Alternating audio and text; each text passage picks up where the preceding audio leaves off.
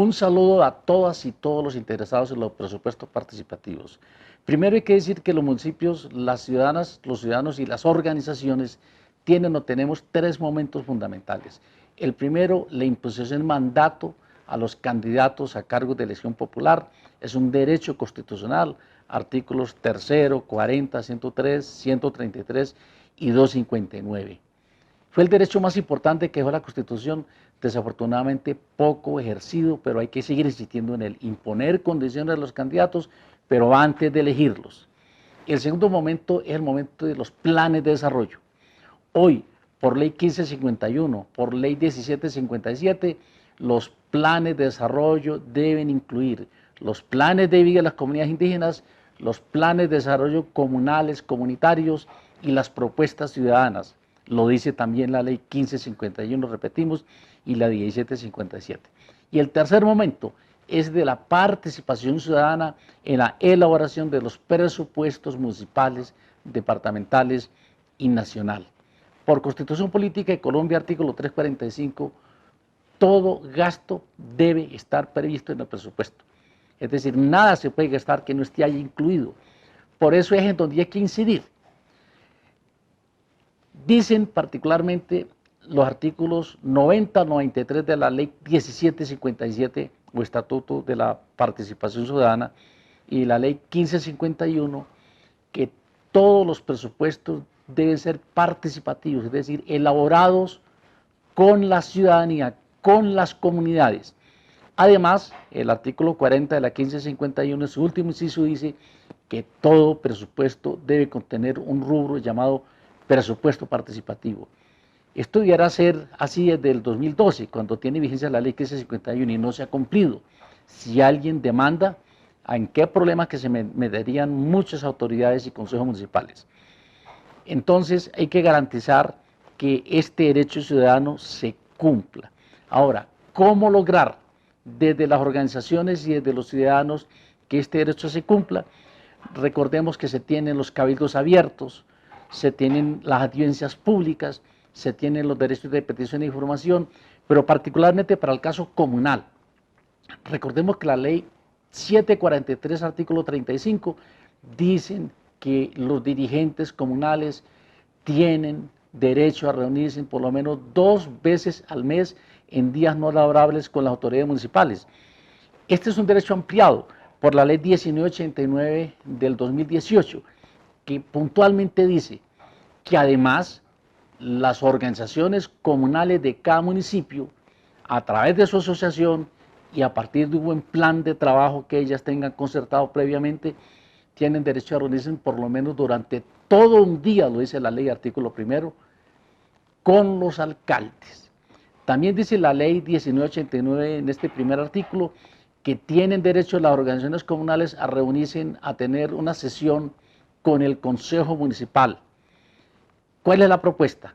Que entonces dirijamos desde las organizaciones unos oficios a los jefes de planeación diciéndoles, señores jefes de planeación, referencia, derecho de petición y de información, queremos recordarles que teniendo el derecho a reunirnos con ustedes por lo menos 2 veces al mes, es urgente que nos encontremos para mirar cómo es que están incluyendo las necesidades y aspiraciones de las comunidades en el proyecto de presupuesto para el próximo año. Igualmente, un oficio en el mismo sentido, dirigido al señor alcalde, diciéndole, alcalde, definamos en el mes de octubre, lo que falta de octubre o antes de que se apruebe el presupuesto del municipio de noviembre, una fecha para que nos reunamos conforme dice la ley, para que definamos las propuestas, los alcances de las comunidades en la elaboración del presupuesto. Y en el mismo sentido, un oficio al Consejo Municipal, diciéndole, señores Consejo, la ley 1989 dice que nosotros tenemos derecho a tener una sesión exclusivamente con nosotros. ¿Para qué es esa sesión? Para discutir las propuestas ciudadanas y comunales, comunitarias, en el presupuesto para el próximo año. Es muy importante enviar estos oficios, diciendo además que con subsidio de acción de tutela y de acción de cumplimiento, es decir, que si no responden, pues que se atengan a la justicia. Claro, la mejor pelea es la que no se da, pero como muchos gobernantes son reticentes a garantizarle los derechos de los ciudadanos, tocará acudir a este mecanismo. La cuantía, desafortunadamente ninguna ley dice cuánto es, pero les pongo un ejemplo. En Bogotá hay un acuerdo ya del Consejo Municipal de Bogotá que dice que esa cuantía debe ser del 10% de los recursos de libre inversión o los recursos de transferencia que se ejecutan a través del respectivo municipio por licitaciones o por contratación directa.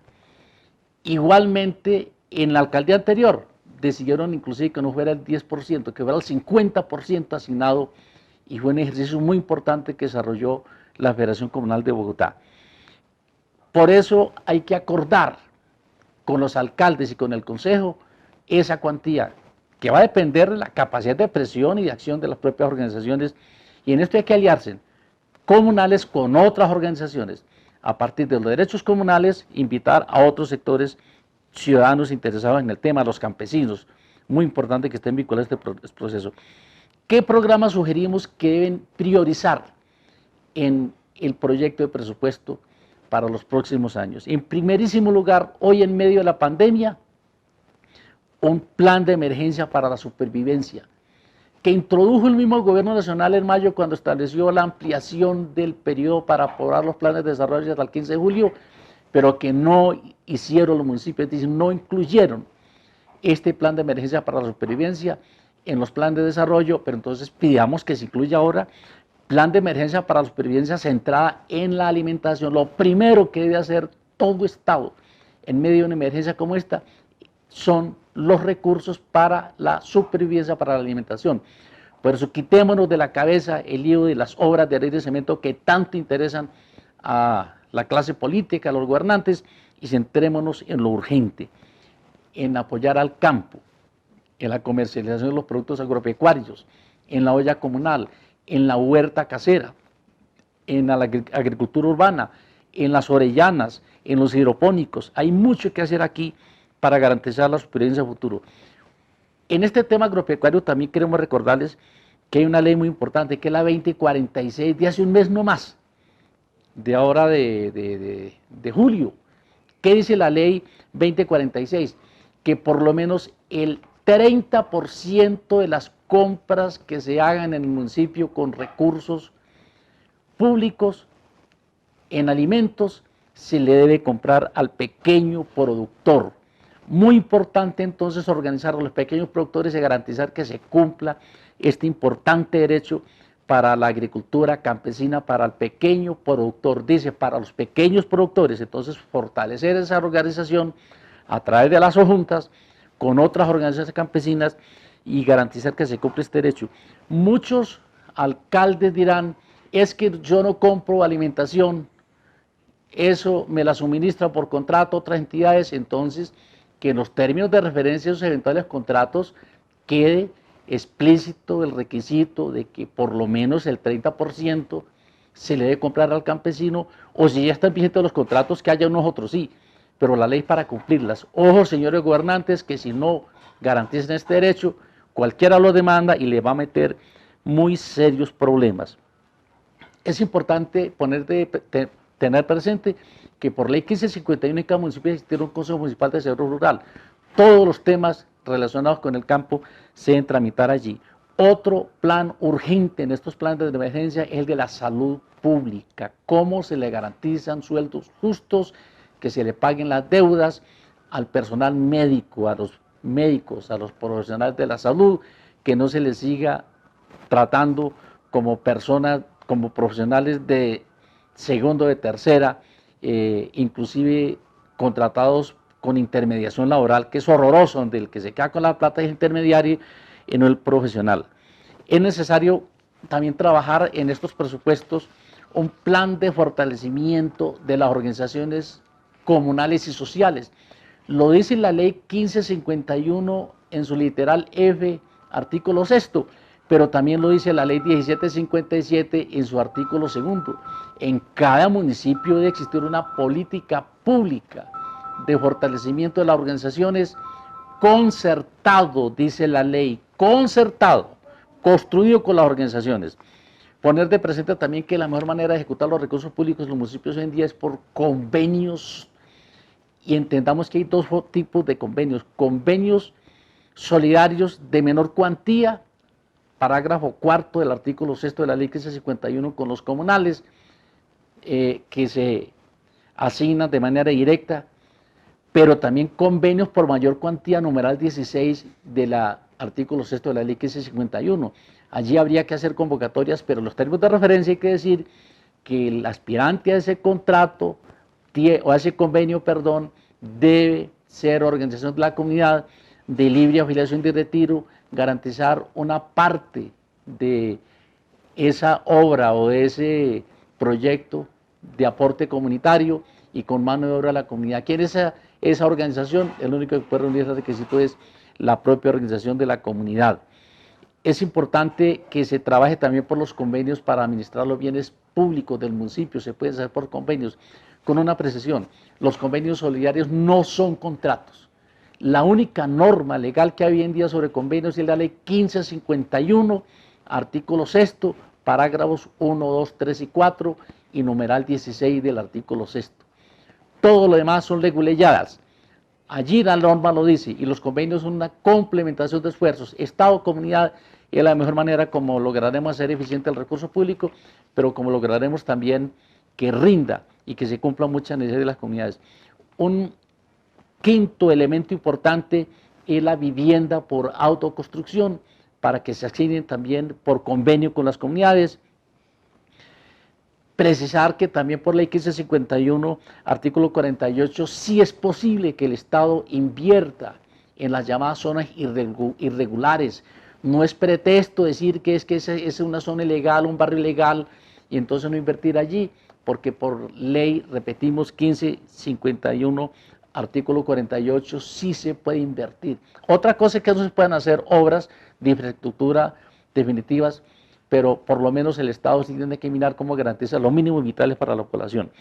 Recordarles también que por artículo tercero de la ley 1551, por decreto 660 del 2018 del Gobierno Nacional, en cada municipio debe existir un plan de difusión de los derechos humanos y de protección a los dirigentes sociales, comunales, campesinos. Lo deben tener los municipios. Por directiva 12 también de la Procuraduría General de la Nación, los municipios deben tener unas políticas públicas de difusión de los derechos, también lo dice el artículo 41 de la Constitución, pero también de protección de los dirigentes comunales y sociales. Y finalmente, en este tema de los presupuestos, incluir un capítulo importante para apoyar a la economía informal. Recordemos que hoy ya, después de la pandemia, cerca del 70% de las personas en Colombia derivan el ingreso de la economía informal.